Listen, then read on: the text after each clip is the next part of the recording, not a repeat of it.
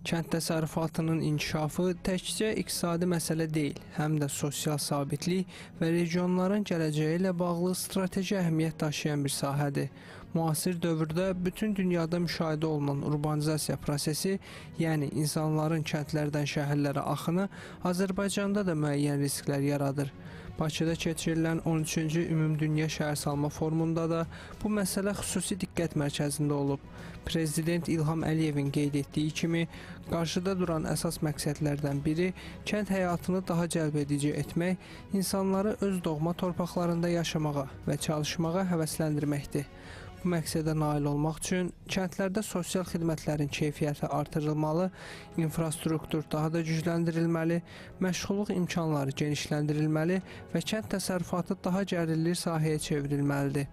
Kənd yerlərində yalnız əkinçilik və heyvandarlığın deyil, eyni zamanda xidmət sektorunun, kənd turizminin və kiçik sahibkarlığın inkişafı da təmin olunmalıdır.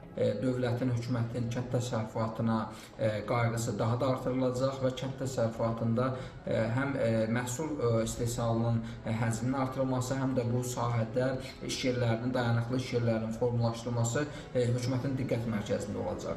Kənd təsərrüfatının ənənəvi əkinçilikdən, bağçılıqdan daha böyük iri aqroparkların və fermer təsərrüfatlarının formalaşdığı sahə istiqamətində inkişafını müşahidə edəcəyik. Çünki iri təsərrüfatlar, orta və iri təsərrüfatlar təkcə əkinçiliklə məşğul olmur, eyni zamanda məhsulların qablaşdırılması, logistikası, anbarlaşdırılması və sonra müştəriyə çatdırılma prosesində də aktiv rol alaraq dayanıqlı iş yerlərinin formalaşmasına və əlavə dəyərin yaradılmasının zəncirində daha aktiv iştirakə gətirir. Çıxarır. Bundan başqa istixanaların inkişaf etdirilməsi də dayanıqlı və davamlı iş yerlərinin təmin edilməsi baxımından mühüm əhəmiyyət kəsb edir və kənd təsərrüfatı emal müəssisələrinin formalaşdırılması, aqrar emal müəssisələrinin formalaşdırılması, müxtəlif istiqamətlərdə fabrik və zavodların yaradılması da dayanıqlı və davamlı iş yerləri yaratmaqla həm də eyni zamanda ixrac istiqamətlərinin formalaşmasına təkan verə bilər.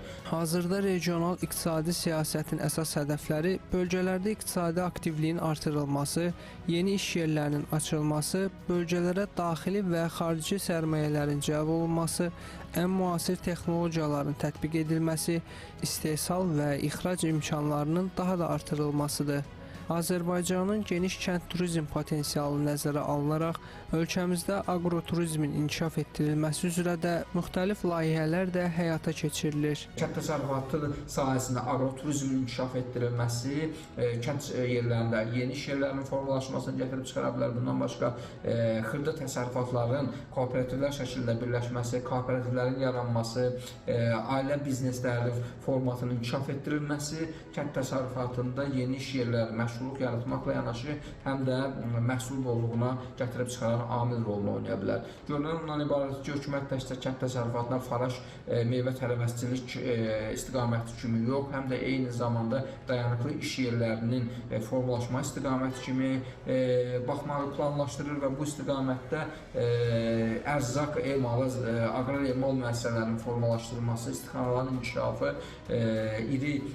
orta iri təsərrüfatlarının formalaşdırılması və inkişafı da diqqət mərkəzində olacaq. Qarabağ və Şərqi Zəngəzurun ölkənin iqtisadi balansına qayıtması da bu istiqamətdə əlavə imkanların formalaşmasına şərait yaradır.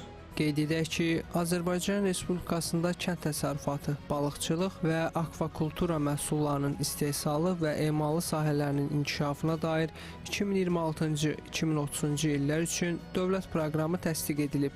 Prezident İlham Əliyev bununla bağlı sərəncam imzalayıb.